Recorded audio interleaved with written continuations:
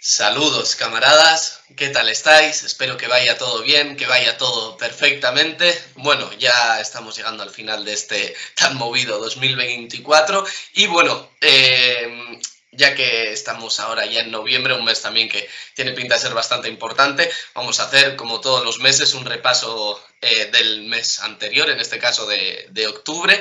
Y bueno, es verdad que durante un largo tiempo en estos resúmenes siempre hemos metido sobre todo pues la guerra en Ucrania y ahora también el tema Palestina, etcétera, pero bueno, este mes también queremos meter algo más sobre política internacional, sobre geopolítica, porque la verdad que están siendo unos meses muy movidos, sobre todo mirando a futuro por lo que puede acarrear todo esto, por lo que puede conllevar. Así que también, aparte de tratar los temas que siempre hay que tratar, Ucrania y Palestina en este caso, pues trataremos unos sucesos también geopolíticos que están siendo muy importantes, porque ya os digo que octubre la verdad que ha sido bastante movido. Entonces, bueno, antes de empezar, Oyer, no sé si querrías decir algo. Sí, yo quería comentar que, a ver, este vídeo lo estamos grabando a principios de noviembre, ¿vale? Así que ya han pasado ciertos sucesos, por ejemplo, bueno, Trump ya es presidente, bueno, pero eso lo vamos a dejar para más adelante, también haremos análisis, a ver sobre qué es lo que le depara el mundo con Trump ahora, ¿no? Pero eso lo dejaremos más para más adelante, nos vamos a centrar en lo que ha ocurrido el mes pasado, es decir, en octubre. Si algo tengo que destacar de octubre es precisamente lo que has comentado tú, ¿no? Que siempre solemos centrarnos mucho en Ucrania, Palestina, ¿no? Pero hemos visto que en octubre se han dado también sucesos bastante trascendentales en la geopolítica, en la política internacional. Y bueno, también los vamos a tratar, aunque eso no significa que vayamos a dejar de lado el tema de Ucrania y Palestina, sino que también le vamos a dar peso, pero queremos mencionar también otros sucesos para que veáis en qué tiempos vivimos, ¿no? Y en qué situación estamos y cuáles pueden ser los desafíos internacionales principales de cara a 2025, ¿no? Así que, si quieres, venga, vamos a darle caña al repaso de octubre. Perfecto, pues bueno, ahora como lleva siendo típico en estos repasos, empezaremos primero por la guerra en Ucrania, aunque ya hemos dicho que intentaremos también hablar de más cosas, pero bueno, obviamente el tema de Rusia y Ucrania pues es un tema en boga y hay que hablar de él. Sobre todo, como bien ha dicho ayer, acabamos de saber nosotros que Donald Trump ha salido electo, con lo cual esto también nos da a entender que, sobre todo Trump, después de decir que acabaría con la guerra en 15 minutos, etcétera, pues que noviembre va a ser un mes clave. Así que nosotros dejamos por ahora lo que ha pasado en octubre, porque si no, se nos puede ir. Bueno, los 15 minutos ya han pasado, la guerra sigue, ¿eh? Sí, sí, por eso. Así que bueno, habrá que ver cómo va noviembre, pero bueno, en octubre, si algo nos ha dejado octubre ha sido intensificación, ¿vale? Intensificación de la guerra en Ucrania sobre todo y avance de las tropas rusas, ¿vale? Hace poco leíamos de que se estaban acercando mucho al Dnipro, etcétera, y lo más sorprendente en este caso es aprender cómo funcionan los medios occidentales, ¿no? Porque siempre funciona igual, es decir, si se está preparando una contraofensiva, se cacarea un montón, se grita, se hacen anuncios, etcétera. Cuando Ucrania empieza a ganar territorio, como pasó en Kursk o en Kharkov, de lo cual hablamos también en varios de nuestros repasos mensuales, pues también se cacarea, aparece portada en todos los medios, etcétera, pero de repente desaparece el tema de Ucrania, ¿no? Es verdad que puede haber un montón de cosas más, sobre la Dana en Valencia, sobre Palestina, etcétera, que sí, obviamente son importantes, pero ya no se dice nada, con lo cual, el silencio también es bastante clarificador en este sentido, ¿vale? Con lo cual nos da a entender que está sufriendo bastantes reveses el gobierno ucraniano y que Rusia está llevando en estos últimos días sobre todo la iniciativa de la guerra. Sí, a veces política, tanto nacional como internacional, es más importante lo que no se dice que lo que se dice, ¿no? Y ya os comento, como ha dicho Julen, o sea, en la guerra en Ucrania es muy importante que cuando los medios de comunicación callan, el silencio es lo que impera vosotros en vuestra cabeza lo que os tiene que venir es que Ucrania va muy mal, Ucrania está sufriendo, porque los medios de comunicación otanistas no desaprovechan la ocasión que cuando Rusia sufre un revés, ¿no? ¡Bum! Toda la atención la ponen ahí, bueno, intentan humillar, ridiculizar a Rusia, ¿no? Y cuando no hay nada, es que Ucrania lo está pasando muy mal. Pues bien, el mes pasado Rusia avanzó rápidamente en el frente, pero es que además ha sido un avance que ha sorprendido incluso a muchos analistas, ¿bien? Que han dicho que un avance de este calibre no se había visto desde febrero de 2022, es decir, desde el primer mes en el que Rusia entró en Ucrania, ¿no? Pues, según periódicos como el New York Times, el alemán Die Welt, ¿no? Y lo voy a leer tal cual. En octubre, Rusia capturó más territorio en Ucrania que en cualquier otro mes de los últimos 2 años. Concretamente, solo en octubre, Rusia se ha hecho con el control de 414 kilómetros cuadrados en el Donbass. ¿Bien? O sea, esto demuestra que Ucrania lo tiene muy difícil retener ciertas regiones del Donbass de cara al futuro.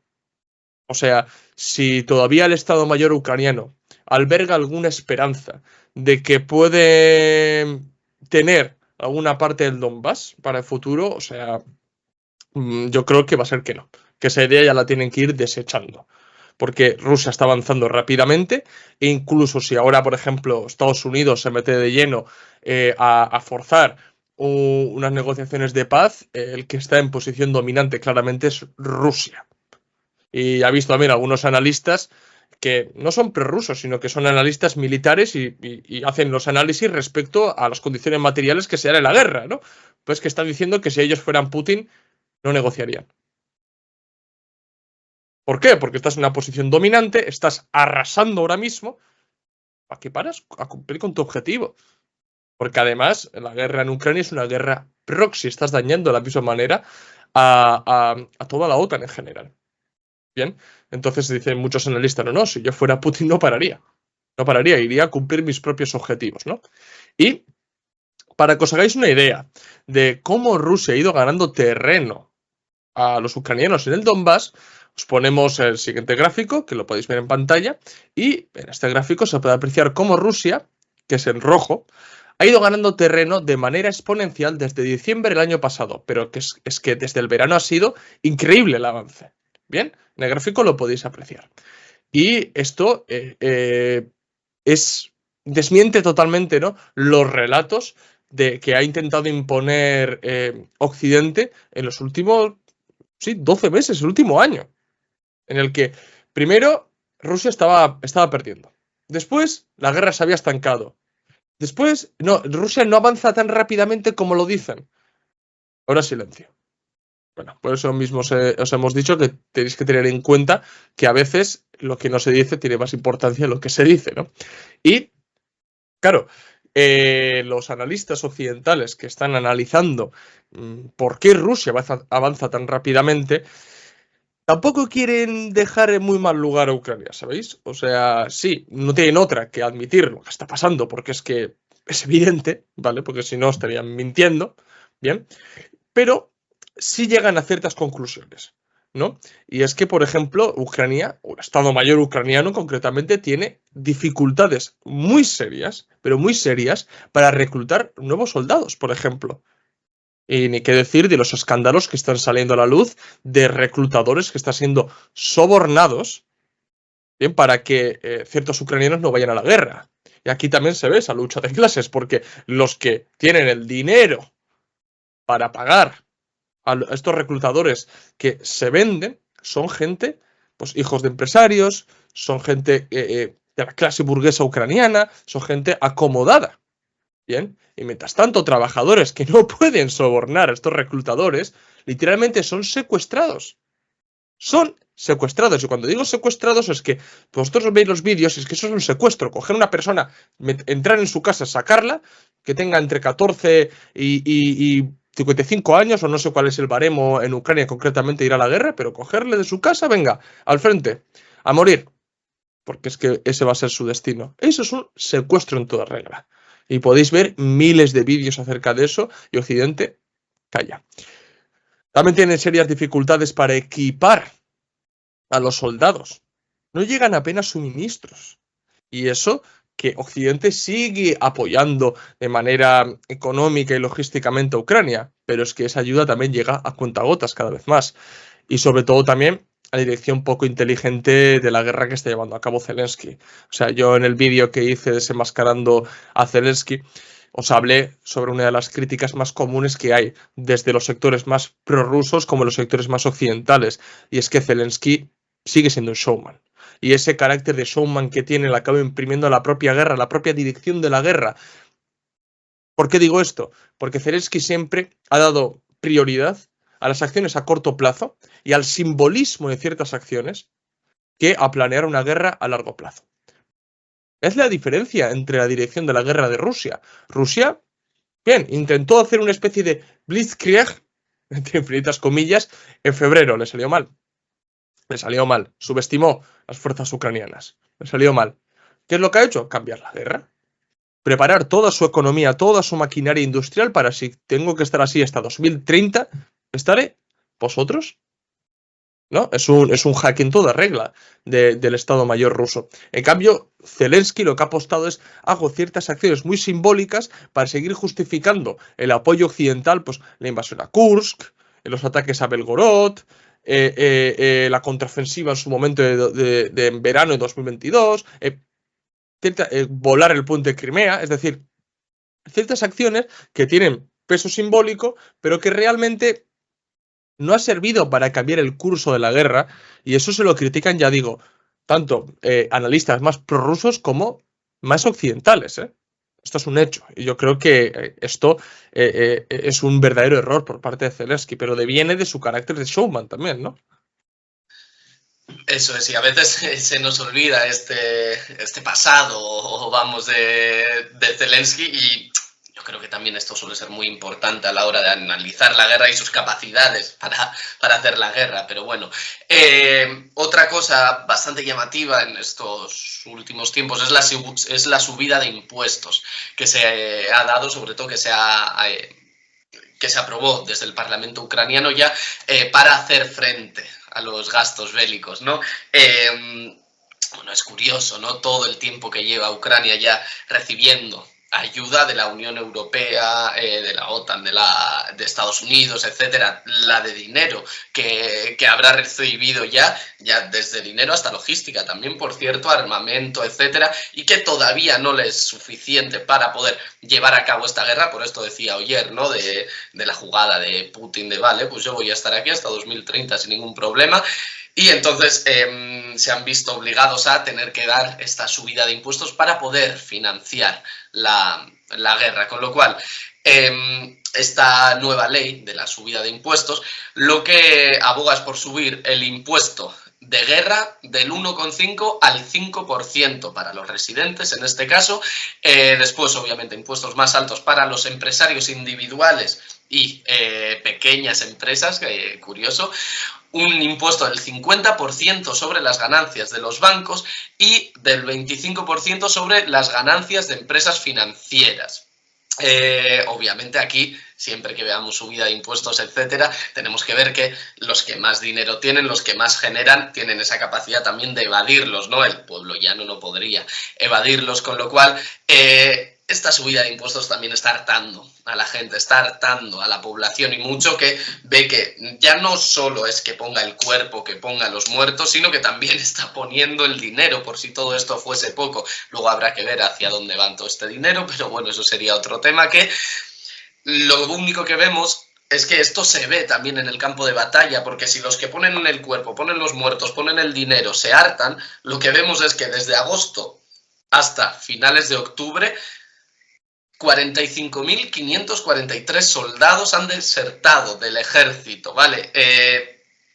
Es decir, casi 50.000 en menos de 5 o 6 meses, con lo cual vemos el hartazgo que hay, sobre todo entre el pueblo, y cómo los vídeos ya se ven, ¿no? Cómo obligan a la gente a tener que ir al frente, etcétera, etcétera. Con lo cual, Esto también, esta subida de impuestos, está cambiando el parecer de la gente sobre la guerra, el punto de vista de la guerra, y también va a ser algo crucial porque al final, si la gente se harta, si la gente no quiere ir a la guerra, dudo mucho, la verdad, que Zelensky se vaya a poner el traje militar para ir a combatir él mismo al Donbass, pero bueno.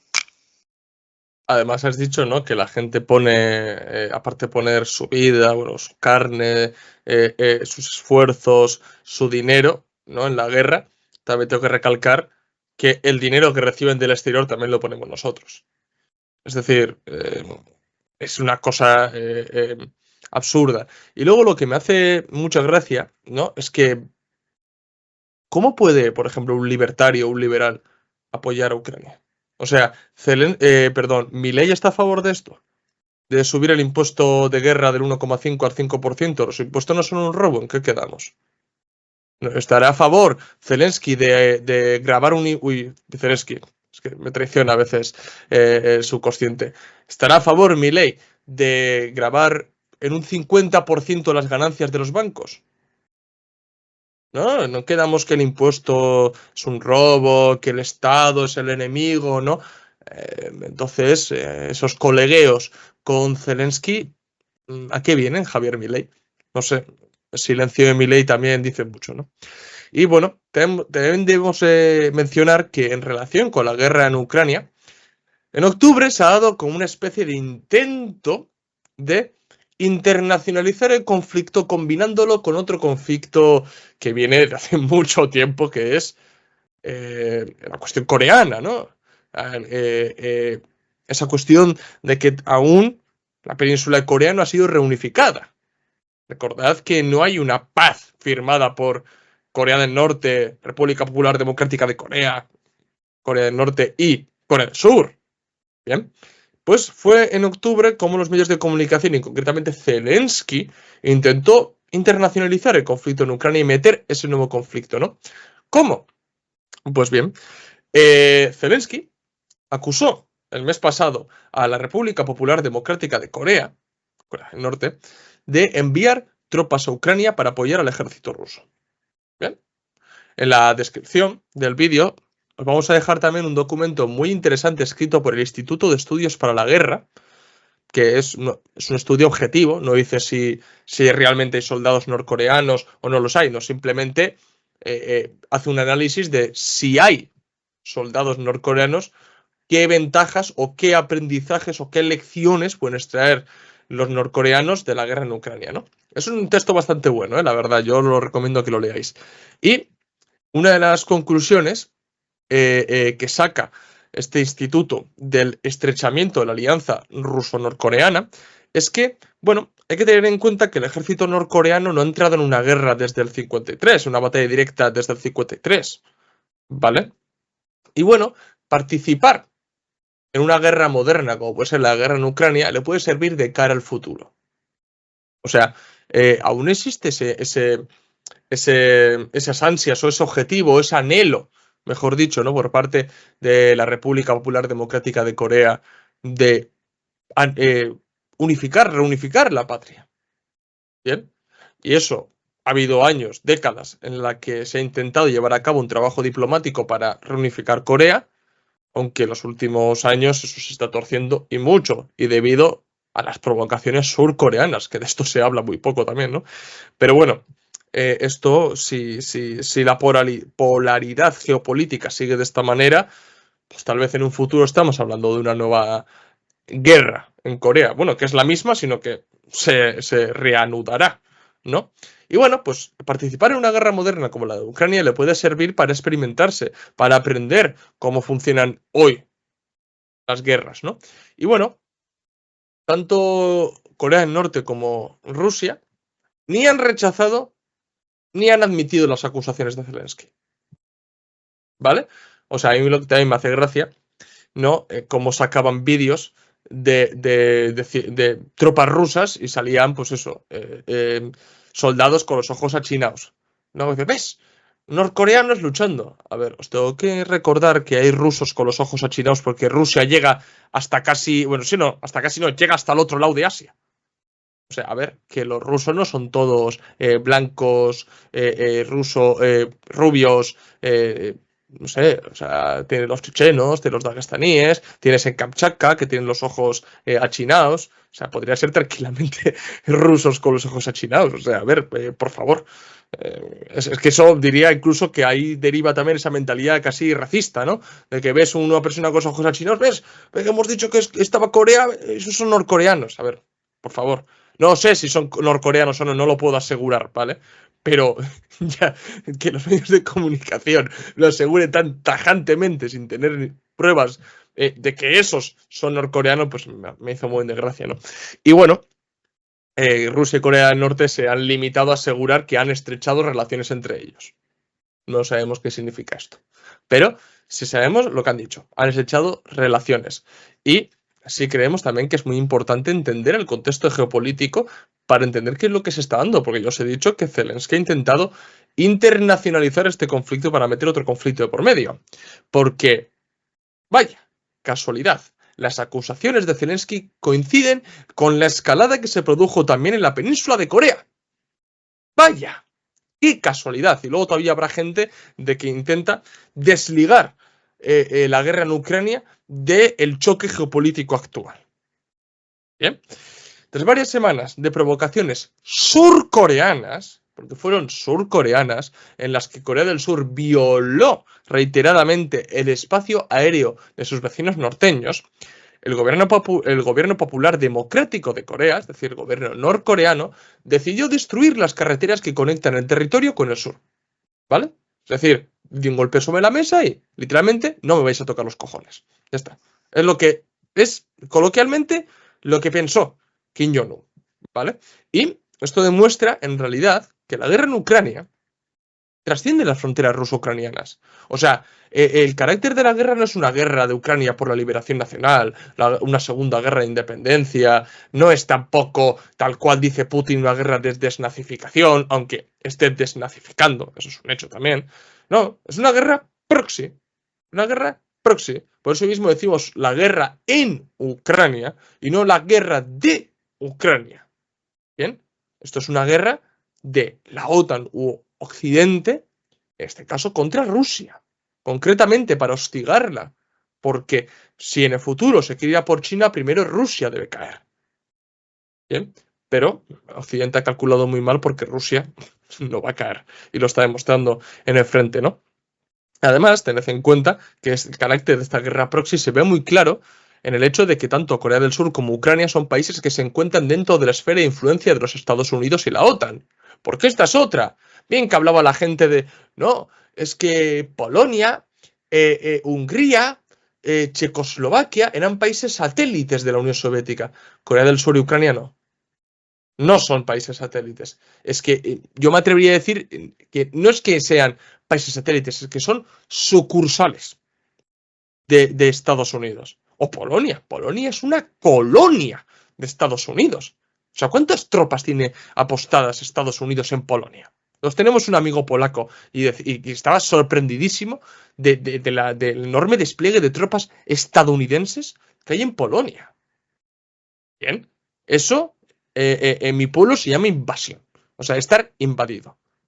O sea, es que no sé, es una barbaridad, es que no sé, no tengo el dato, pero es una barbaridad las tropas estadounidenses que hay en Polonia, por ejemplo. ¿Y qué es lo que ocurriría si, por ejemplo, hay un cambio trascendental en la guerra en Ucrania y Ucrania gana, entre comillas, nos quepa la menor duda que Ucrania se convertiría en un Polonia 2.0, en el que las tropas estadounidenses estarían ahí apostadas, hostigando completamente a Rusia o pondrían, como era la intención de la OTAN, ¿no?, las armas nucleares para estar hostigando a Rusia también, ¿no? Entonces, ahí se ve el carácter de la guerra proxy, ¿no? Ahí me hace mucha gracia el comentario este de no, porque Corea del Norte, mira, ha bombardeado las carreteras para que no haya contacto entre Corea del Norte y Corea del Sur. Ha volado sus infraestructuras, las suyas, no ha ido a Corea del Sur, ha reventado sus carreteras, no, en su territorio, con lo cual, ¿qué le importa a la gente lo que haga en su territorio después de, como has dicho, 2 semanas de instigaciones, de meter el dedo en la herida, ¿no? Pero bueno. Además, a mí me recuerda un poco al estilo RDA, ¿no? ¿Ves? Vuela los puentes para que no salga nadie, falta de libertad y no sé qué. La mayor falta de libertad es que te estén violando el espacio aéreo sin tu permiso. O sea, ¿pero qué país lo va a permitir? ¿Qué país lo va a permitir? Sí, lo ha permitido España con Marruecos en el Sáhara, pero porque España a veces se le va la pinza. Bueno, se le va la pinza, no, sabe perfectamente lo que hace. Pero es que un país realmente soberano no lo va a permitir. Y no lo puede permitir. Es que no lo puede. ¿No? Ahí se ve, por ejemplo, el carácter más serio que tiene incluso Corea del Norte que España, ¿no? Pues sí, pero bueno, también ya desde el principio, ayer y yo éramos bastante reticentes, ¿no?, sobre la capacidad de Ucrania de ganar la guerra, etcétera, pero bueno, desde el principio ya decíamos que aunque pierda Ucrania, tienen que hacer un relato de que ganan, de que es una victoria, de que no sigo porque no quiero, ¿no? Entonces, en este sentido, entre el 15 y el 16 de octubre ya Zelensky presentó al Parlamento ucraniano y a sus socios occidentales, que es lo más importante, el conocido ahora como Plan para la Victoria, ¿vale? Es decir, estamos viendo que está perdiendo mucho territorio, pero aún así él dice un plan para la victoria, ¿vale? Entonces, en el resumen de septiembre ya os hablamos de este plan, etcétera, pero ahora sí que Zelensky ha decidido hacer público este plan, así que bueno, os vamos a dar 5 puntos clave en esta propuesta para que tengáis una idea un poco general de lo que podría ser. Entonces, primero, la invitación a Ucrania, exige la invitación a Ucrania para unirse a la OTAN. No creo que Zelensky haya entendido por qué empieza la guerra casi, pero bueno, invitación a Ucrania a unirse a la OTAN. Vale.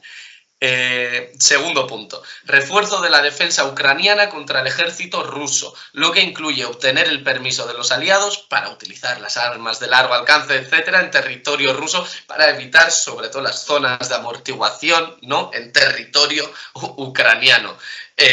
Bueno, también bastante irreal, pero bueno, se entiende.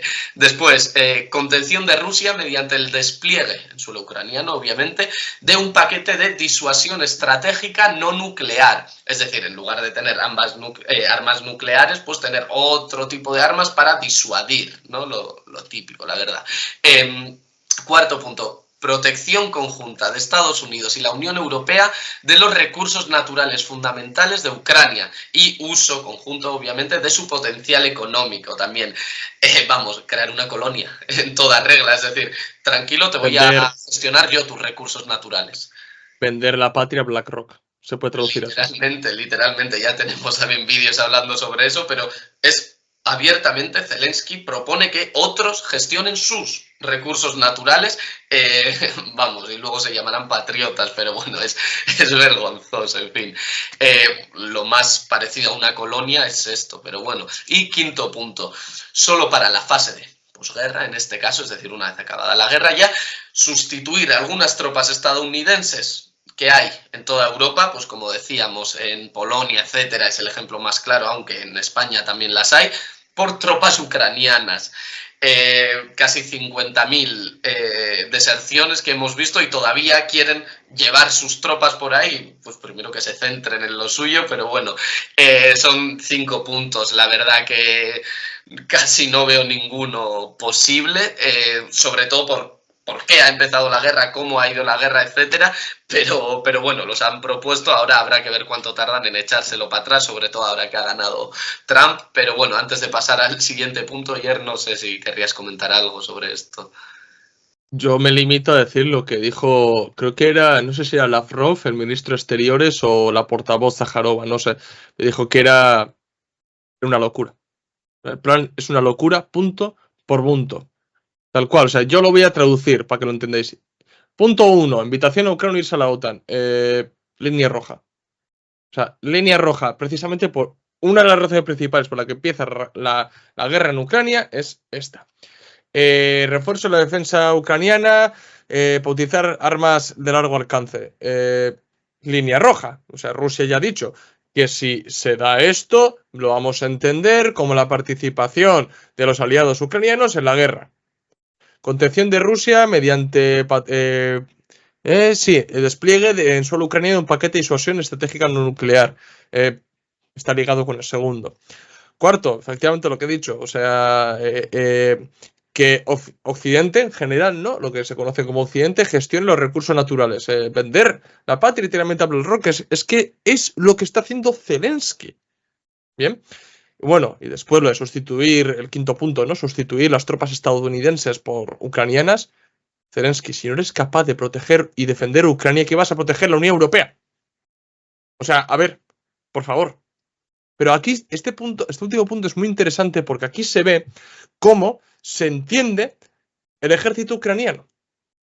Porque el ejército ucraniano hoy no es ejército ucraniano per se, puramente ucraniano. Cuando habla de tropas ucranianas, está hablando de los mercenarios que se están experimentando, los voluntarios, muchos de ellos nazis, ni neonazis ni nada, nazis, ¿vale? O sea, es que eso implicaría una fascistización de Europa en toda regla, ¿vale?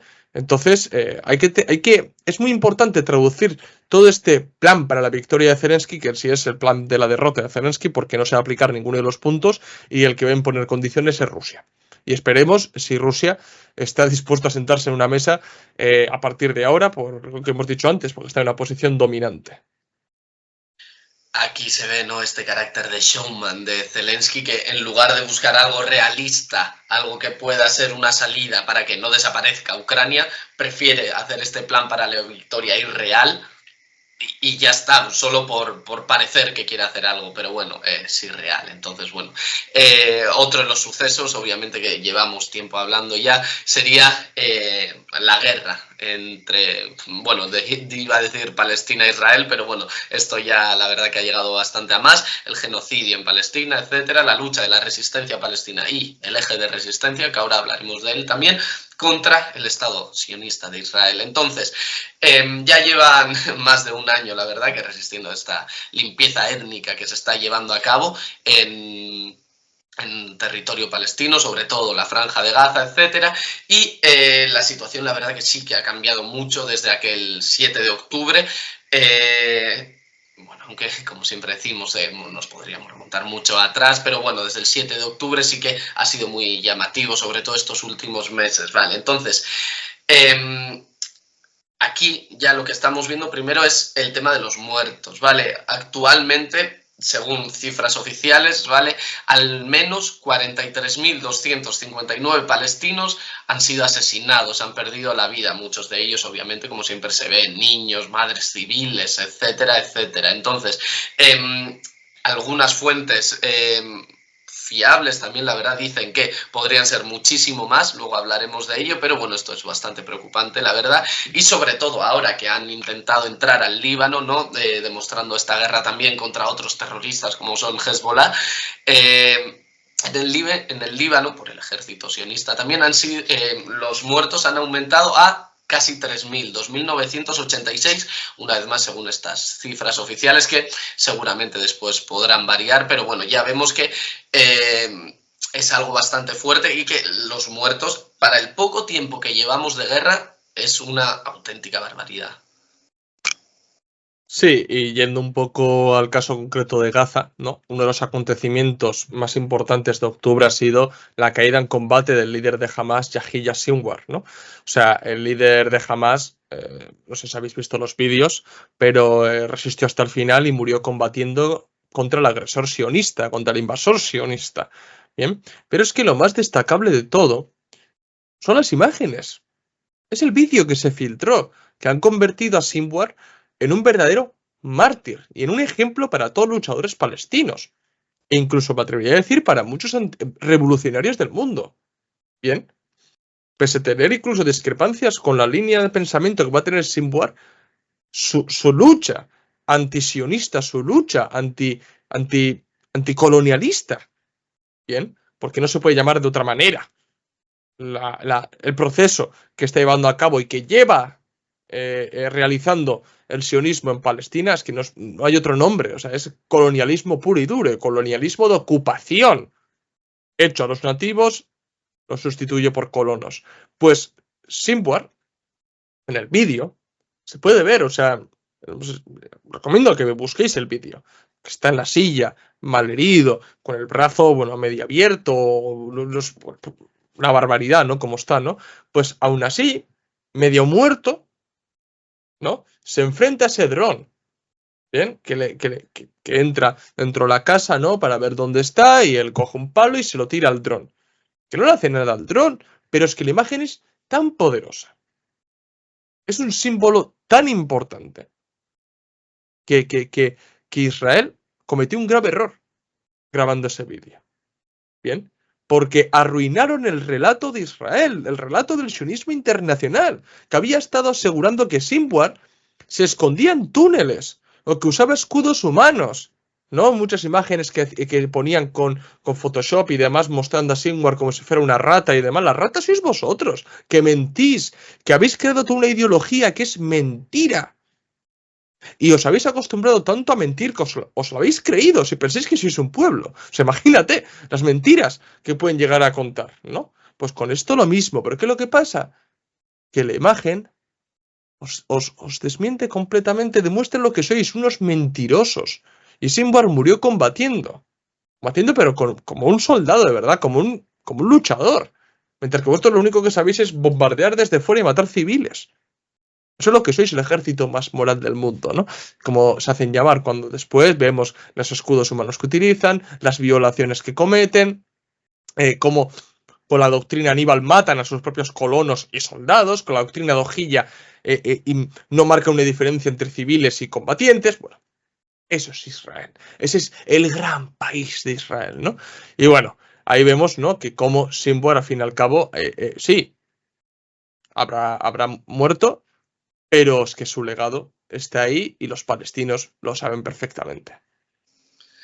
Eso es, al final decían la otra vez, no los de Hamás, que si cuando muere un líder se acaba el movimiento, tendrían que haber acabado los de Hamás en los 90. Pero bueno, otra cuestión también muy destacable, sobre todo a principios de octubre, sería la de los 99 médicos estadounidenses que, bueno, habían estado trabajando obviamente en la Franja de Gaza, etcétera, porque aquí a veces sí que me da, no sé si pena o ternura, ¿no? Estos estadounidenses que quieren luchar un poco por la libertad y por un mundo justo, no sé qué, y luego descubren lo que es Estados Unidos, Israel, etcétera, ¿no? Pero bueno, estaban trabajando desde el 7 de octubre en la Franja de Gaza y mandaron una carta a Biden y a Kamala Harris, obviamente, la candidata también, sobre la gravedad del asunto y alertando de cómo estaba la realidad desde ahí, desde la Franja de Gaza, porque en esta misma carta ellos mismos advierten de que los números son estimaciones a la baja. Es decir, los números, los casi 44.000 muertos, son estimaciones a la baja y lo que dicen, literalmente, y cito textualmente, es probable que el saldo de muertos en este conflicto ya supere los 118.908, un 5,4% de la población de Gaza. Es decir, es una auténtica barbaridad. Aquí sí que se elevaría a genocidio y a veces es una pena, ¿no? Nosotros también tendemos a los muertos con nombre y apellido, en este caso Yahya, etcétera, por ser un líder de Hamás, pero bueno, el que los muertos en un año lleguen casi a 120.000 ya nos da una imagen bastante obvia de la crudeza del carácter genocida que tiene el Estado de Israel, obviamente, y que es mucho más grave de lo que ya nos pintan desde los medios. Pero bueno, también, obviamente, desde la incursión del ejército sionista al Líbano, tenéis que recordar que a finales de septiembre Israel aumentó este frente de batalla y, aunque ya había bastante tensión, la verdad, con el Líbano y sobre todo con Hezbollah, una milicia libanesa, decidieron cruzar la frontera, la denominada línea azul, y entraron con todo al Líbano, pues llegando casi a 3.000 muertos en prácticamente un mes, ¿vale? Pero aquí también es curioso porque primero es uno de los ejércitos más potentes del mundo, Israel, según se dice, frente a una milicia. Es decir, no es el ejército libanés Hezbollah en este caso, ¿no? Como pintan ellos la guerra, tanto que dicen, no, contra Hezbollah y contra Hamas. Pues bueno, es contra una milicia y solo han conseguido avanzar 7 kilómetros en la frontera en un mes con uno de los ejércitos más potentes, con lo cual Hezbollah le está haciendo frente y obviamente en el Líbano se está dando mucha resistencia y habrá que ver cómo avanza, pero bueno, al menos en este principio lo que querían conseguir y lo que han conseguido, la verdad que hay una diferencia abismal. Sí, es que yo eso es lo que le repito a la gente cuando hablamos sobre Hezbollah, que Hezbollah no es un ejército. Es que no es un ejército. ¿Bien? El Líbano tiene su propio ejército. Hamas no es un ejército. E Israel no puede con ellos. No puede. Bien, para que os deis cuenta.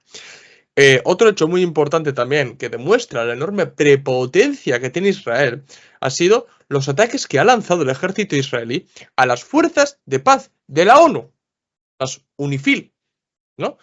Que las cuales se encuentran en el Líbano. Esto es una barbaridad.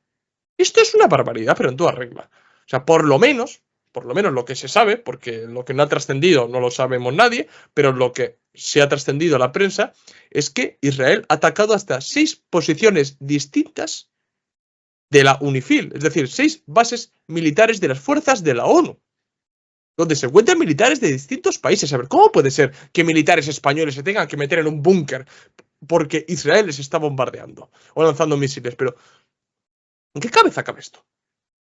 ¿En qué cabeza cabe esto? Que tenga lo que hay que tener Netanyahu para decir que el ejército español apostado allí apoya a Hezbollah. Que tenga Netanyahu lo que hay que tener para decir que Irlanda está ayudando a Hezbollah en el Líbano. Que tenga lo que hay que decir. Si es que Israel no lo quiere nadie. Nadie. Nadie os quiere. Nadie. Esto no significa el judío. No. Israel. Los sionistas. Porque es que es un ejército, yo digo, es que el mayor problema que tiene el sionismo es que es una mentira en sí mismo. Y todo lo que les ha llevado a creerse sus propias mentiras, les lleva a crear una especie de esquizofrenia colectiva entre toda la sociedad de Israel, que es una sociedad enferma. Pues ya me diréis, si debatir públicamente en la televisión israelí, si meterle un palo en el culo a un palestino es lícito o no, ya me diréis si eso es normal en una sociedad, ¿no? Pues es que eso es lo que demuestra realmente lo enfermo que está la sociedad israelí. Porque son colonos, sin un arraigo, cimentados sobre una cultura de mentira, transformando Palestina en Israel, cambiando los nombres a los asentamientos, las antiguas aldeas, perdón, de Palestina, borrando todo. Es que es una sociedad enferma, cimentada sobre la mentira. Y la ONU y distintos países han denunciado a Israel por estos ataques. ¿Qué ha hecho Israel? Es que para que veáis, ¿qué ha hecho Israel? Decir que los cascos azules deben retirarse. Se tienen que ir de allí. ¿Por qué? Porque encubren la actividad de Hezbollah, indirectamente ayudan a Hezbollah y que son utilizados los cascos azules, ¿eh? Son utilizados como escudos humanos. O sea, ¿me estás intentando decir que un militar español está siendo utilizado como escudo humano por parte de Hezbollah? Netanyahu, ¿de verdad me estás intentando decir eso? ¿Pero qué crees? ¿Que a la gente le pone aquí tonto? O sea, de verdad, tontos sois vosotros, que al final vais a tener un Nuremberg propio, vais a tener que rendir cuentas. Llegará el día, los nazis se sentaron en Nuremberg y vosotros os volveréis a sentar. Y la pregunta más importante que debemos hacer ante estas exigencias de Netanyahu, ¿no? De que los cascos azules se tienen que ir, es que ¿para qué quiere Israel que las fuerzas de la paz se retiren del Líbano? ¿Acaso quiere Israel cometer lo mismo que ha estado realizando en Gaza, pero sin testigos? Claro, es que si están allí las fuerzas de la ONU, Israel no puede actuar de manera genocida como está actuando en Gaza, porque hay observadores. Porque si se pasa con los civiles, las fuerzas de la paz tendrían que responder, porque para eso están. Claro, y eso involucraría a la comunidad internacional. Y seguramente no se iría más allá, o sea, no habría un enfrentamiento cuerpo a cuerpo entre las fuerzas de la ONU e Israel, no lo creo. Pero sí que destrozaría el relato de Israel. sí que lo destrozaría y no se puede permitir ese privilegio, ¿no? Y, bueno, también, durante octubre, una cosa que ha demostrado el eje de la resistencia, no solamente Hamas, sino que el eje de la resistencia, es que puede alcanzar objetivos vitales dentro de Israel.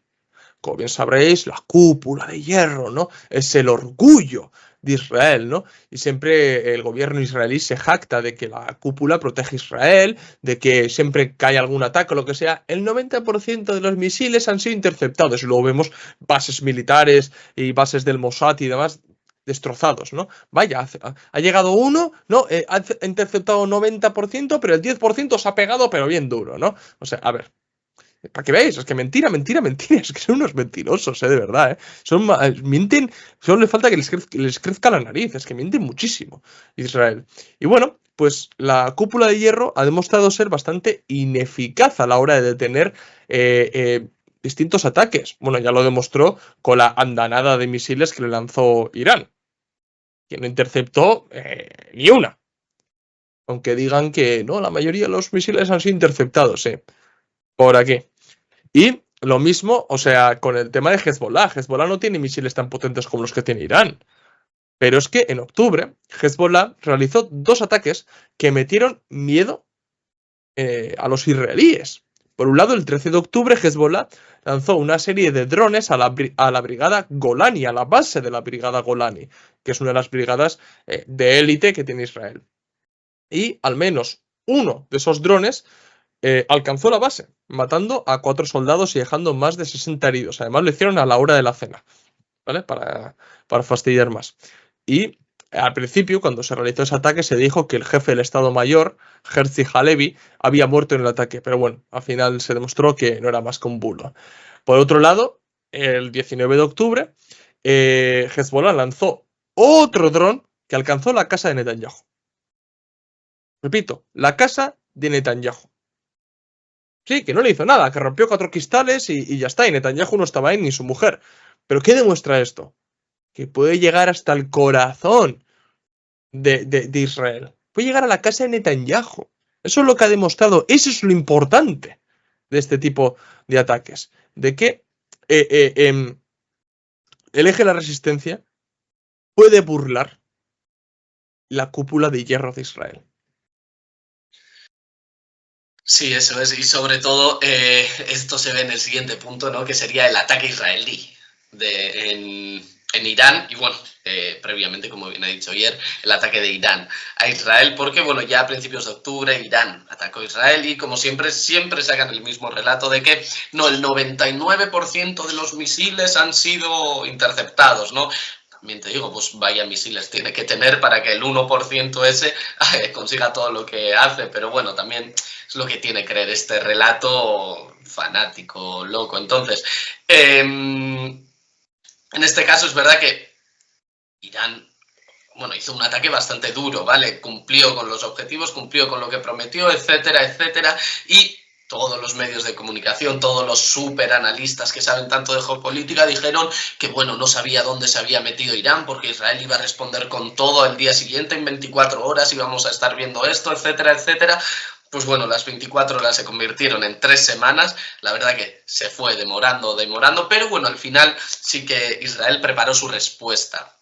Yo se lo dije personalmente a Oyer, que la verdad que yo sí que me esperaba una respuesta un poco más contundente, un poco más fuerte para toda la propaganda que habían hecho. Pues bueno, igual pequé un poco también de creerme yo mismo la propaganda israelí, porque bueno, el 26 de octubre Israel atacó Irán y bueno, concretamente alcanzó Teherán, Khuzestán e Ilam. Vale, aquí siempre entraremos ya en la guerra del relato, ¿no? De que Israel dirá que sí, que ha asesinado un montón y que ha conseguido un montón de los objetivos y que ha sido catastrófico, e Irán va a decir todo lo contrario, ¿no? Pues como decía Israel, del 99%, etcétera. Pero bueno, aquí bueno, dice Israel que alcanzó, 20 instalaciones militares iraníes, pero por el otro lado tenemos el discurso de Irán, ¿no? Porque el gobierno iraní aseguró que los daños fueron mínimos y que, esto es bastante descriptivo la verdad, porque dice que ni siquiera se vio humo en Teherán, es decir, que alcanzaron Teherán, pero tú estabas en Teherán y no viste ni humo ni nada. Entonces, ¿dónde está ese objetivo? ¿Dónde está ese éxito? ¿No? Y bueno, obviamente ya después se le pide a Irán que no responda, etcétera. Pues bueno, si los daños han sido tan mínimos, la verdad que responder también para qué, ¿no? Pero bueno. A mí lo que me llama poderosamente la atención, sobre todo en las redes sociales, respecto a valorar si un ataque ha sido, ¿cómo decirte?, potente o decisivo o no, los sionistas, más muchos fanáticos, porque son fanáticos, no tiene otro nombre, ellos valoran el número de muertos, ¿no? O sea, cuando Irán atacó Israel, hubo 2 muertos, creo, algo así. Además fueron una cosa que cayó un tejado, no sé qué, bueno, fueron 2 muertos. Pero es que el destrozo de la infraestructura de Israel, o que les volaron una base del Mossad y cosas así, fue muy potente, muy, muy potente. Es decir, los sionistas valoran el ataque en cuanto a muertos. Y se reían diciendo, si no has matado a ningún colono. Ahora entendemos mejor vuestro actuar en Gaza. Para vosotros, lo estratégico, lo bueno, lo decisivo, es matar a miles de civiles. En cambio, para Irán es golpear donde hay que golpear. ¿Y qué es lo decisivo? Matar el mínimo número de personas, de colonos israelíes, porque sí, son colonos, pero tampoco vamos a desearles la muerte, ¿vale? Son colonos, es una cuestión material, ¿vale? Que sean colonos, pero Irán no va por ellos. Irán va a lo que tiene que ir, a lo que tiene que ir, sí, la infraestructura militar. ¿Pero qué pensáis?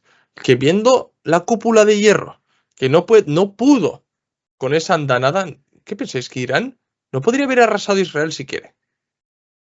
Hombre, no le interesa porque también Israel es una potencia nuclear, pero ¿vosotros pensáis de verdad que si Irán hubiera querido, no hubiera causado una sangría tremenda en Israel? Es que no lo quiere, no lo quiere. El que quiere hacer eso, el que es un gobierno sediento de sangre, un régimen sediento de sangre, es el sionista. ¿Bien? Ni Hamas, ni Hezbollah, ni Ansar Allah, o los hutíes, ni los iraquíes, ni Irán. Es Israel el que busca siempre sangre, sangre, sangre, y valora las acciones en cuanto más sangre, mejor ha sido la acción. Y no es así. En una guerra no es así. Las mejores guerras son las que realmente acaban y uno acaba imponiéndose sin el derramamiento de una sola gota de sangre. Eso lo decía Sun Tzu en el arte de la guerra, y tenía mucha razón. Y bueno, otro punto también muy importante en el mes de octubre ha sido el cumbre de los BRICS en Kazán. La cumbre se celebró entre el 22 y el 24 de octubre. Bien, esta cumbre es la 16ª cumbre. Y la primera cumbre de los BRICS que se celebra después de la integración de Argelia, Egipto, Irán, Arabia Saudita y Emiratos Árabes Unidos. Nosotros hemos dicho en más de una ocasión, en más de un vídeo, que es muy importante tener en cuenta la geopolítica y la dialéctica existente entre estados para entender los efectos nacionales que estas contradicciones pueden tener. Porque tienen su efecto. Es que lo tienen. Y lo hemos visto en la pérdida de condición de aristocracia obrera de la clase trabajadora en Occidente. El fin del intercambio desigual, o el comienzo del fin, mejor dicho, ¿no?, del intercambio desigual respecto a África y Europa. Y sus efectos. ¿Bien? La inmigración, la subida de precios de las materias primas, la conquista de la soberanía nacional de los países africanos, no tiene sus efectos. Tiene sus efectos y hay que entenderlo. O sea, es más que evidente que hoy estamos en la fase de que ese orden mundial basado en el unipolarismo de Estados Unidos y la OTAN, que se creó después del desmantelamiento de la Unión Soviética, está llegando a su fin. Y que nuevos actores políticos demandan su sitio en el tablero internacional. Pues que, ya digo, las reglas del juego post-Guerra Fría, o bueno, post-URSS, porque algunos consideran que estamos en una Segunda Guerra Fría, ¿no?, están cambiando. Están cambiando. Y el intercambio desigual, que ya digo, es que es muy importante detenernos en el fenómeno del intercambio desigual, se está deteniendo. Porque ha sido lo que ha sostenido Occidente durante las últimas décadas. Y eso se está acabando debido a los esfuerzos de otros países emergentes que tienen cada vez mayor peso en la economía, pero es que no se traduce en el peso político. Bien, y el mayor peso en la economía de estos países emergentes se ve, os doy algunos datos. Por ejemplo, el porcentaje en PIB mundial en paridad del poder adquisitivo de los BRICS es del 35,7%, mientras que el del G7 ha bajado hasta el 29%. O el crecimiento total del PIB de los países del BRICS va a ser del 3,8%, mientras que de los países más desarrollados del 3,2%. Ahí vemos las enormes diferencias y yo no estoy de acuerdo cuando la gente dice estamos ante el declive del capitalismo. No, capitalismo o el imperialismo occidental. El capitalismo per se como modo de producción, al menos en los países emergentes, funciona muy bien. Es que esto es un análisis bastante eurocentrista, creer que tu imperialismo, tu capitalismo, cuando va mal es el fin del capitalismo. Vamos a superar esa mentalidad eurocéntrica de una vez. Bien, porque o yo les preguntaría a esta gente, entonces los procesos que se están dando en Rusia, en Sahel y demás, ¿los consideráis procesos socialistas? Nosotros esos procesos los defendemos en tanto vamos a defender siempre la conquista de la soberanía nacional de los pueblos y siempre vamos a defender también que los pueblos tienen que trazar su camino. Nosotros no somos quienes para decirle a la gente del Sahel, tenéis que dar una revolución socialista. Yo a mucha gente en las redes sociales le diría, ve y díselo. Es muy fácil citar a Marx, no sé qué, no sé cuántos, tal. Ve y díselo. Ten lo que hay que tener y vete. Participa en un congreso panafricanista y ten lo que hay que tener para decirle, no, pero es que Ibrahim Traoré es un militar y beneficia a la burguesía de Burkina Faso. Ve y dilo. Igual sales escaldado de ahí. Ahí se ve cómo existe una interconexión entre la teoría y la práctica en ciertos usuarios en las redes sociales, que repito, Twitter no es el soviet supremo. ¿Vale? Eso le hace mucha gracia a Julen, pero es que yo lo digo muchas veces. Twitter no es el soviet supremo.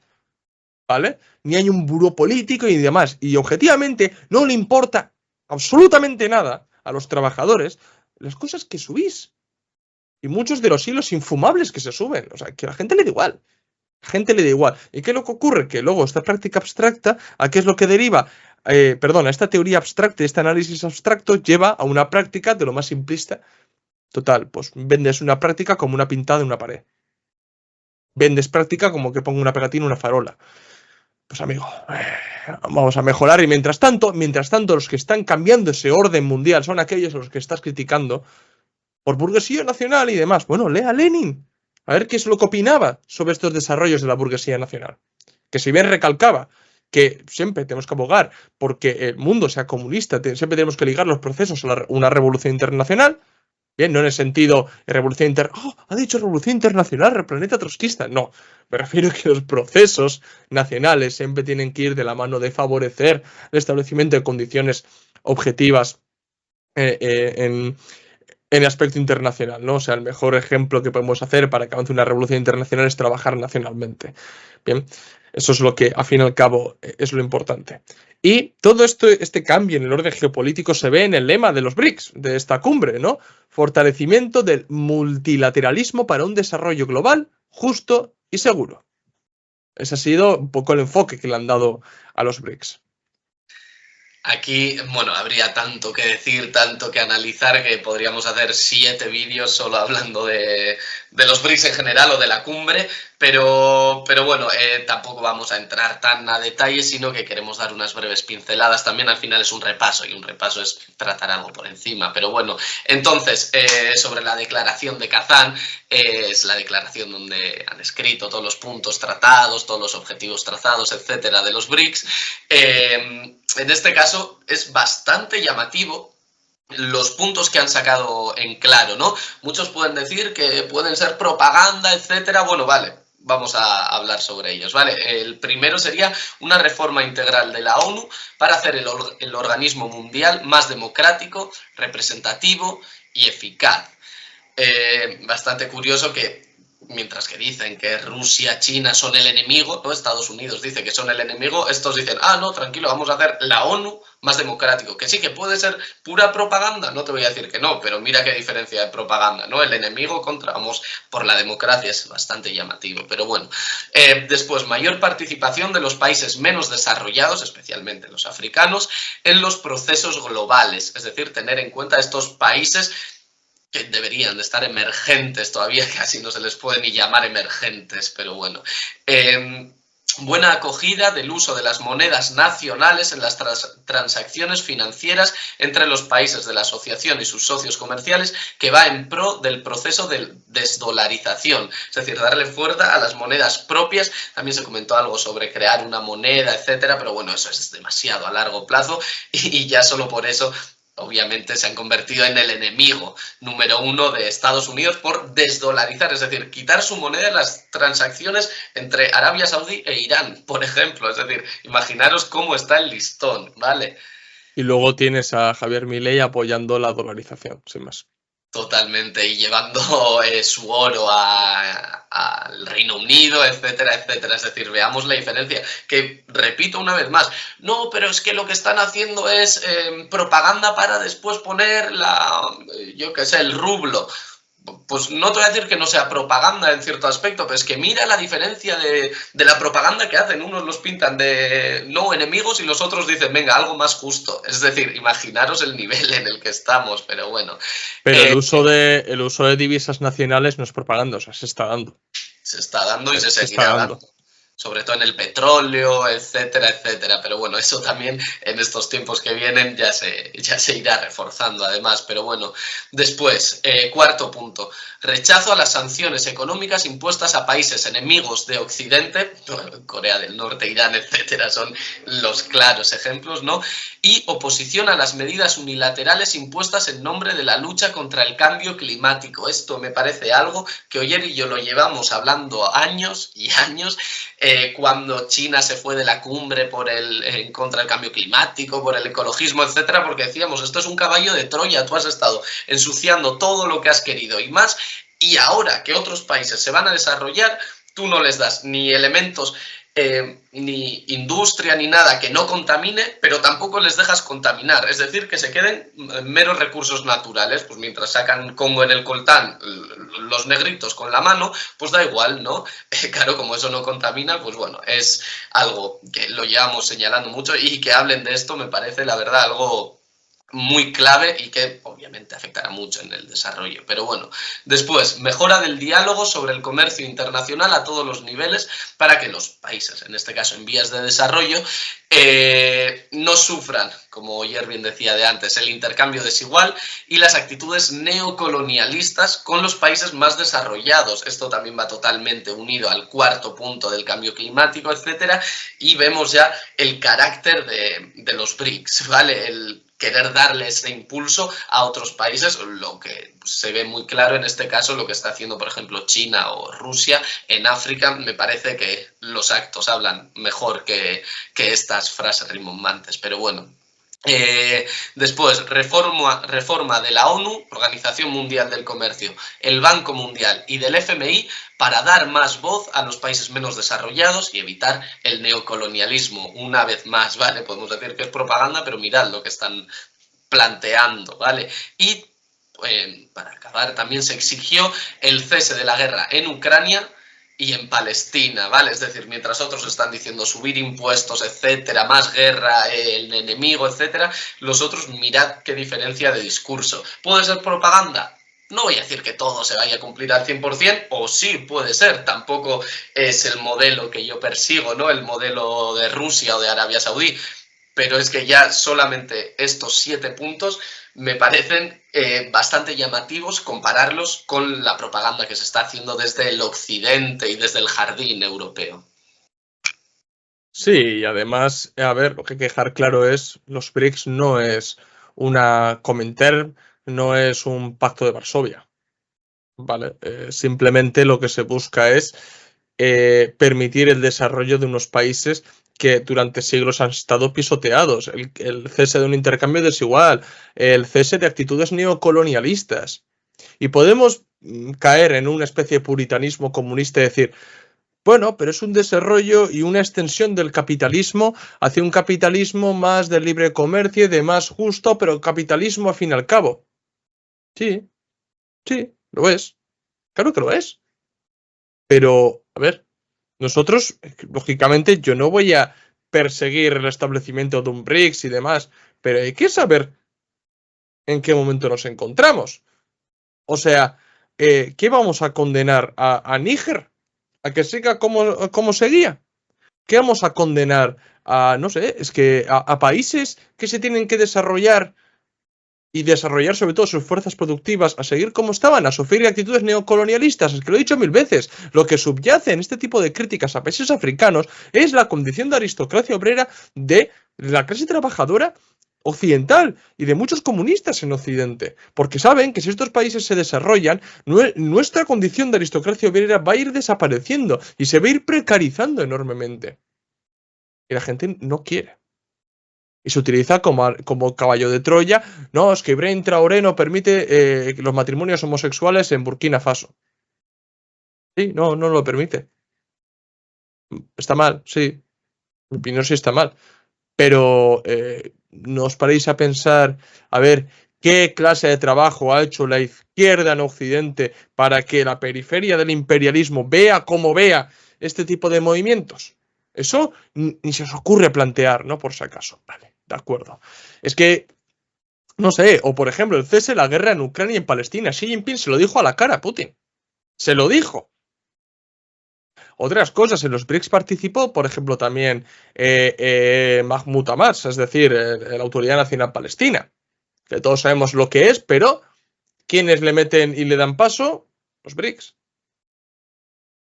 No es Occidente, no, los BRICS. Occidente lo máximo que ha hecho es ir allí, darle la mano y venga.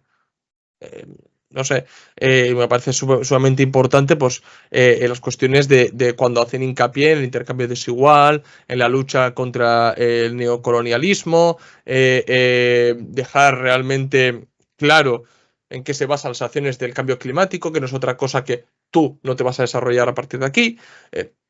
O sea, me parece muy importante y yo pido por favor a los comunistas, no caigáis en ese puritanismo, en ese fetichismo de la pureza, ¿no? Del comunismo, ¿no? No caigáis en eso, por favor. Haced las críticas pertinentes como hay que hacerlas. Los BRICS son capitalistas, sí, es capitalismo. Claro que es capitalismo.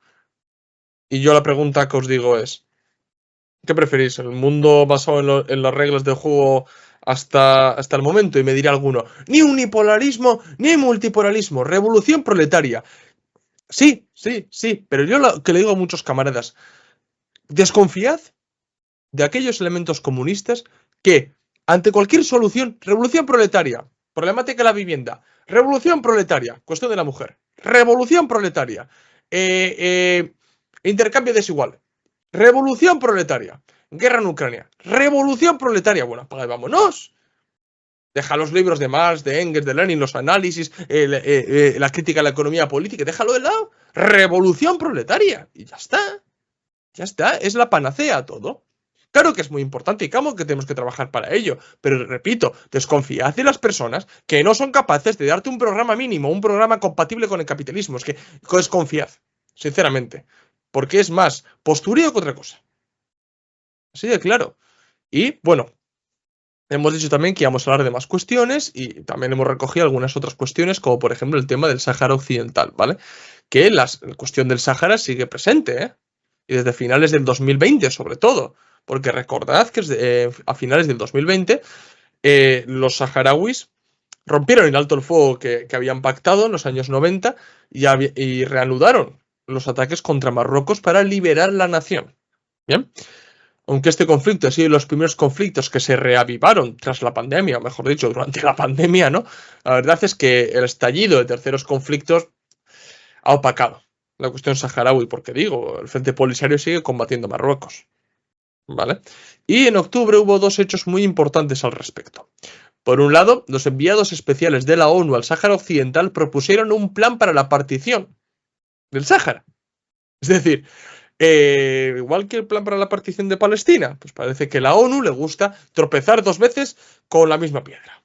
Y propusieron que Marruecos tomara el control del norte, mientras que en el sur se podría crear un Estado saharaui reconocido internacionalmente. Ya digo, parece que la ONU no ha perdido nada de lo que pasó en Palestina. Y la situación a la que ha llevado esa partición en el futuro. Es decir, una limpieza étnica, bueno, constantes limpiezas étnicas por parte de los sionistas, que ni Estado palestino ni nada, lo único que existió es el Estado de Israel, y es literalmente lo que puede llegar a permitir en plan para la partición del Sáhara. Bien, pues bueno, tanto los saharauis como los marroquíes han rechazado esta propuesta. ¿Bien? ¿Por qué? Porque Marruecos se ve en posición de que no, si yo puedo tomar tranquilamente todo el Sáhara, además tengo el apoyo internacional, y los saharauis porque saben lo que pasó en Palestina. Bien, por otro lado, Francia se ha sumado a España y ha reconocido la marroquinidad del Sáhara Occidental, es decir, aceptaron el plan de autonomía marroquí para el Sáhara Occidental. Lo mismo que España, lo mismo que España. Entonces, las dos antiguas potencias colonizadores de estas regiones, es decir, España, del Sáhara, y Francia, de Marruecos, concuerdan en abandonar al pueblo saharaui, dándole a Marruecos la potestad total de hacer lo que quiera con ellos. Bien, tanto España como Francia están de acuerdo con el plan de autonomía que propone Marruecos, pero es que a mí me llama poderosamente la atención es que mientras estos dos países aceptan este plan, la ONU ha exigido a Marruecos que explique y amplíe el plan. Que un simple plan que se recoge en 3 páginas, en la que apenas existen detalles sobre cómo van a imponer una autonomía en el Sáhara, no puede servir. No puede servir como una solución para el Sáhara. Pues bien, Francia y España lo han aceptado.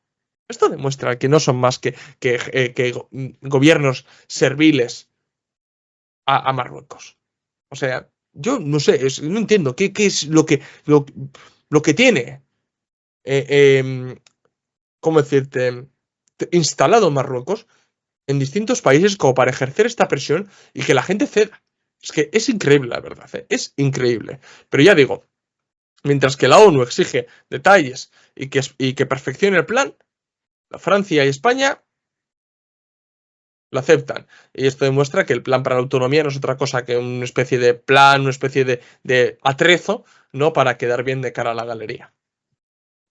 Total, aquí me hace mucha gracia, ¿no? Ahora Pedro Sánchez es el abanderado de la lucha contra Israel, etcétera, etcétera, con Irlanda y tal, y no ves lo que está pasando en un territorio donde literalmente incluso hay españoles con DNI que les ponía el español, ¿no?, de la década de los 70, entonces me parece una auténtica barbaridad.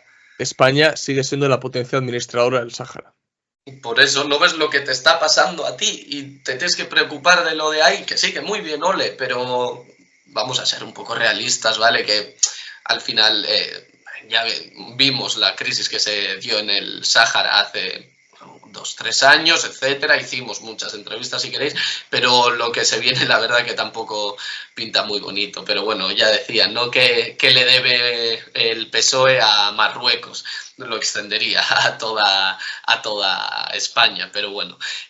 Otro suceso muy importante han sido las elecciones en Georgia y en Moldavia, ¿vale? No nos vamos a explayar sobre el tema, hemos sacado vídeos también, hemos sacado hilos de Twitter, etcétera, de Greta Thunberg por ahí, etcétera, pero bueno, en estas dos exrepúblicas soviéticas se han dado elecciones y no es cualquier tipo de elección entre un candidato u otro, porque ya estamos viendo este carácter maidanita, por hacer esta referencia con Ucrania, que está teniendo las elecciones en Georgia y en Moldavia, porque la gente que sale a manifestarse sale con banderas de la Unión Europea, con lo cual ahí ya nos da un poco a la nariz de lo que podemos ver, ¿vale? Entonces, simplemente lo que hay que subrayar en este caso es la problemática que tienen los propios moldavos y georgianos en sus territorios, ¿vale? Con territorios, mejor dicho,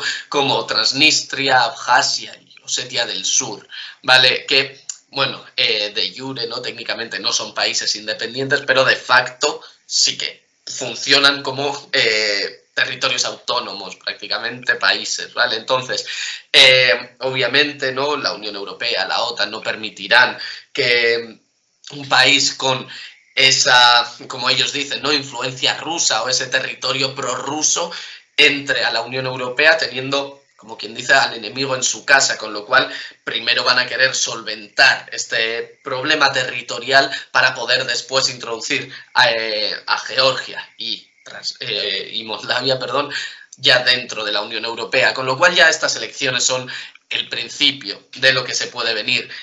¿Cuál es la intención en este caso? Que estos enclaves prorrusos acaben, desaparezcan, que se integren totalmente en Moldavia y en Georgia, abrir otro frente en contra de Rusia, porque obviamente estos territorios no van a permitir tampoco entrar a la Unión Europea como si nada y pues, de alguna manera intentarán buscar el apoyo de Rusia, etcétera, etcétera. Y pues bueno, crear otro frente para poder debilitar a Rusia en el frente del Donbass, etcétera, etcétera, en el frente, la guerra en Ucrania, ¿vale? Con lo cual, habrá que ver cómo se desarrolla todo esto, pero bueno, ya solo con ver que ha habido elecciones, hemos hecho vídeos, o ayer ya grabo algún que otro vídeo, así que os recomiendo que lo veáis por si queréis entrar más en profundidad, pero bueno, en este repaso simplemente dejar claro que esto huele a Maidán y hay que analizarlo como tal. Sí, el vídeo lo subí la semana pasada analizando si se iba a dar contrarrevoluciones de colores en Moldavia y en Georgia. Pero bueno, en el caso de Moldavia, ya dije, bueno, cuando grabé el vídeo lo grabé después de las elecciones, la primera vuelta a las elecciones presidenciales de Moldavia. Pues bien, el domingo 3 de noviembre se celebró la segunda vuelta de las elecciones presidenciales de Moldavia. En esta segunda vuelta, la actual presidenta proeuropeísta Maya Sandu ganó también en las elecciones con el 55,35% de los votos.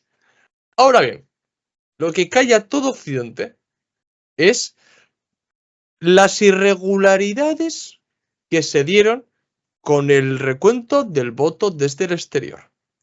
Pasó lo siguiente. A medida que se estaban contando los votos nacionales, ¿no? Las que de Moldavia, el líder de la oposición, que es Alexandru Stoyanoglu, que es el líder de la oposición, ¿no?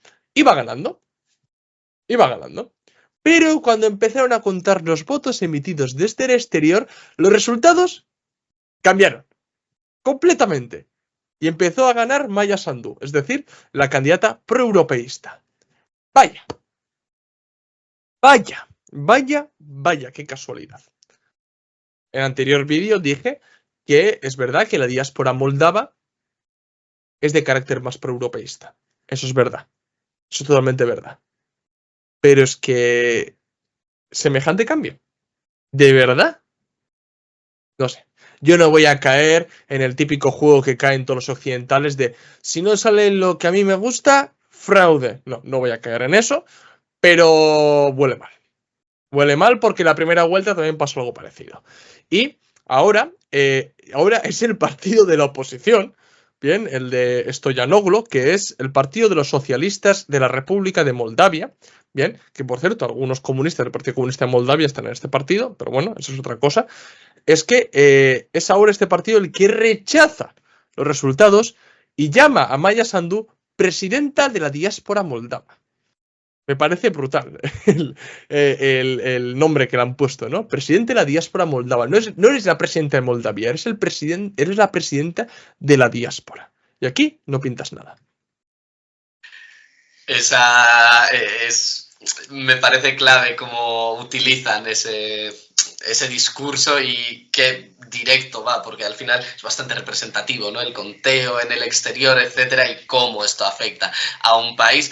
También eso, las irregularidades, etcétera, también habrá que ver cómo se desarrolla todo en Georgia, etcétera, pero bueno, son territorios que hay que tener muy en cuenta. Lo que tienen que hacer los moldavos es exigir las actas a Maya Sandu. Ahora ya de repente nadie se acuerda, a ver si por lo de Trump también alguien pide las actas, pero bueno, parece que solo se pide cuando Estados Unidos quiere, pero bueno. Y obviamente ya para ir acabando este vídeo no podíamos dejar este repaso mensual sin comentar algo que está pasando en la propia España, que sería la Dana. En Valencia, bueno, en el sur, sureste de la península ibérica en general, pero bueno, sobre todo lo más llamativo ha sido en Valencia, un poquito en Albacete, etcétera. Entonces, tampoco queremos entrar a analizarlo como tal, ya estamos haciendo un vídeo ya larguito y queremos hacer un vídeo como tal hablando sobre la Dana, sobre sus sucesos, pero esto ha sido una catástrofe natural, sí, pero no ha sido una catástrofe natural más, porque según se está viendo, según podemos observar, ha sido casi un punto y aparte, ha sido una pieza angular para hacer esta crítica, sobre todo a España, al Estado, el cómo está montado el Estado, ¿vale? Porque, primero, nefasta gestión del Estado y todas sus instituciones. Saca a relucir también el problema del burocratismo que suponen las comunidades autónomas. Sobre todo, cómo aprovechan esta catástrofe natural para hacer su propia campaña política desde el PSOE, desde el PP, desde la monarquía, etcétera. También el gasto que supone la monarquía y la manipulación mediática que existe en España, que parece que ahora la gente está descubriendo que no, que en España hay manipulación, que mientras todos los periódicos internacionales están diciendo cómo se ha recibido, por ejemplo, en Paiporta a los reyes, a Pedro Sánchez, el presidente, o a Mazón, que es el presidente de la comunidad autónoma, mientras en la prensa internacional están diciendo que han sido abucheados, se han recibido a palos, etcétera. Aquí se está diciendo que no, que heroico, el monarca yendo ahí a ensuciarse, etcétera. Es que es vergonzoso y es descarado. Entonces, esto está siendo para mí un punto de inflexión, sobre todo para todos los españoles en general, porque se está viendo la solidaridad que está habiendo en toda España, que se están dejando los temas más concretos y todo el mundo, todo el territorio español se está volcando a favor, todo el pueblo, ¿no? Ahora están sacando a relucir esto del pueblo salva al pueblo, tampoco vamos a entrar en cómo de repente la ultraderecha o los fascistas, etcétera, han descubierto esta frase y se la quieren apoderar, no van a poder, obviamente, pero bueno, la ciudadanía ha podido ver de primera mano para qué sirven los representantes políticos, lo que es que vayan a sacarse la foto y ya, lo que es que la gente se arrodille para parecer que esté sucio, es decir, está siendo todo un show, mientras la gente pone los muertos, mientras la gente sigue dándole dinero a los que siempre van a ganar, al Mercadona, etcétera. Sí, solidaridad, comprar en mi supermercado para darle, porque no lo regalas tú, pero bueno, tampoco queremos entrar aquí, lo que queremos dejar claro es que la respuesta que han tenido Mazón, Pedro Sánchez y los reyes en Paiporta la tendrían en cualquier sitio de Valencia porque ha sido nefasta la gestión y sí es una desgracia natural, no se podía hacer nada, no se podía parar la Dana como tal, pero se podía haber gestionado mucho mejor y esto simplemente es una vergüenza de España y haremos un vídeo tratando porque hay tantos puntos que queremos tratar y que hace falta un mínimo de rigor para tratarlos porque si no caemos en especulaciones y caemos como siempre en bulos y es muy peligroso.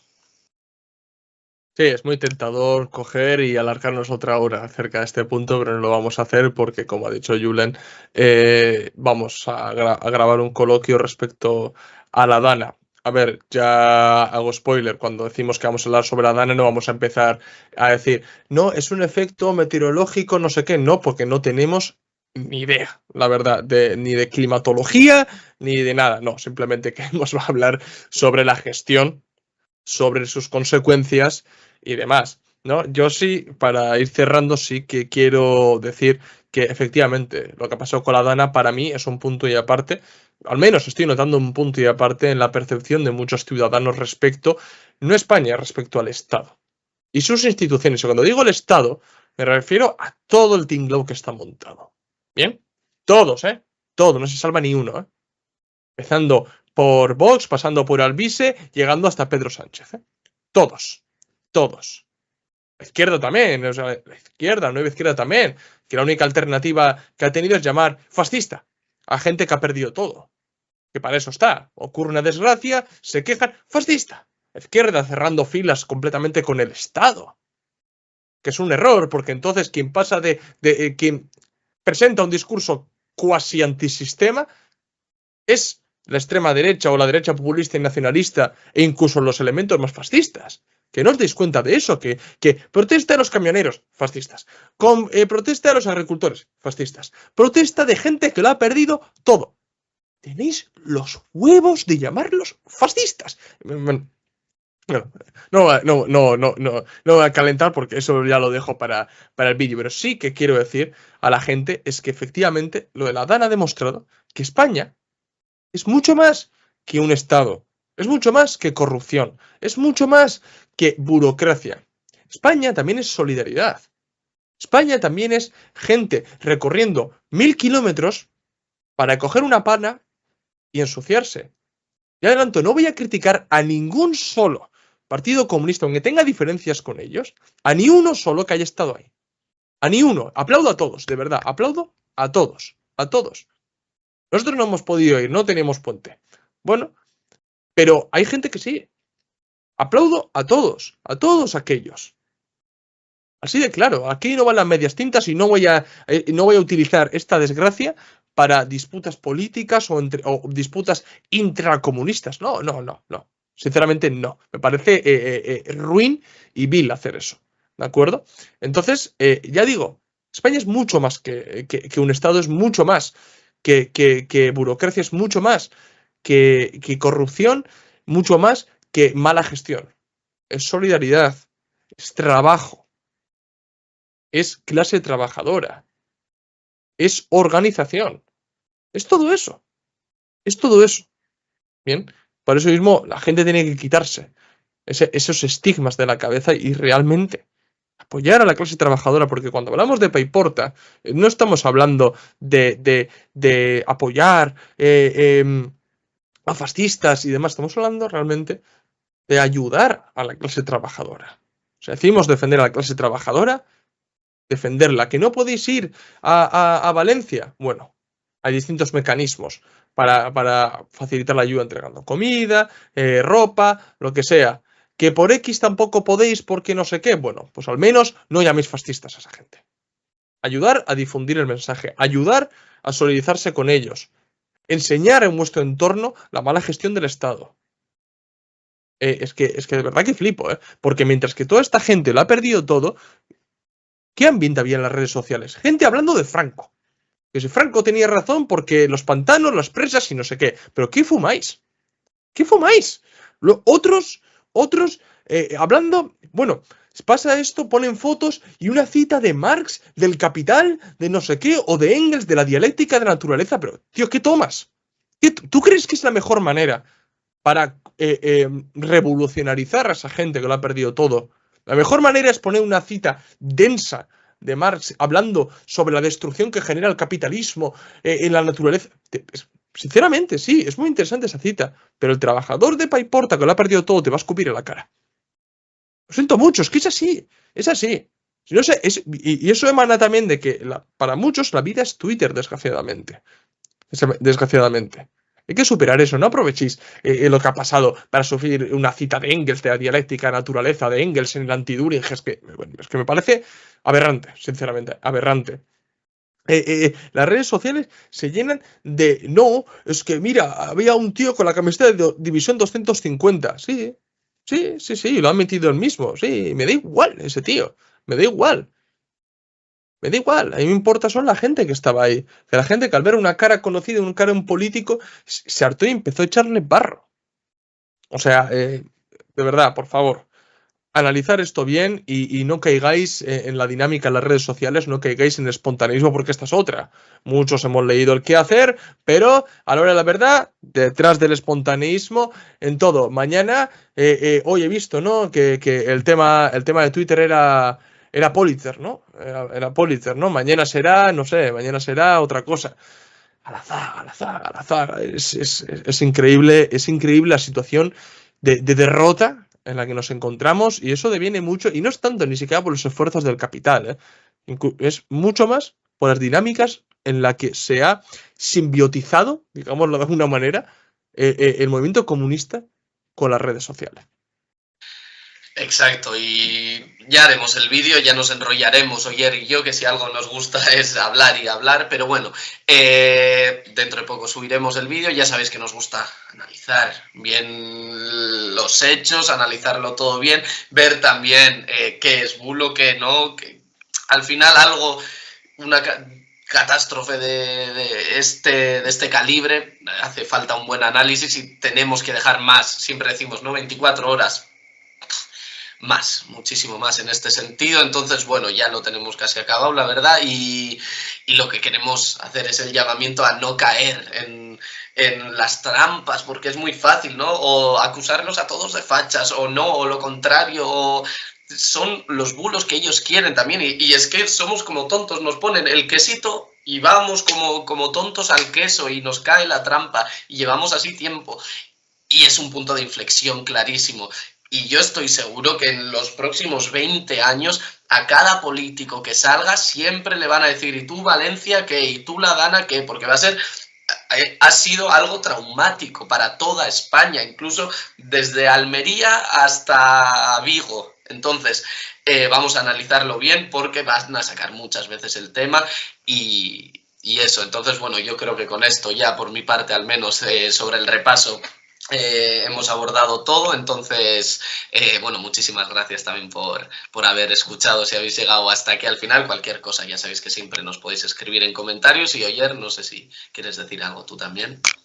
No, voy a decir lo de siempre, nada, dejarnos un like, suscribíos si sois nuevos, recordad que en la descripción del vídeo tenéis enlace de PayPal para donarnos dinero, ayudarnos a crecer y que podamos seguir manteniendo el canal. También tenéis en la descripción del vídeo los enlaces, los documentos y libros que tenemos a la venta en Unroad.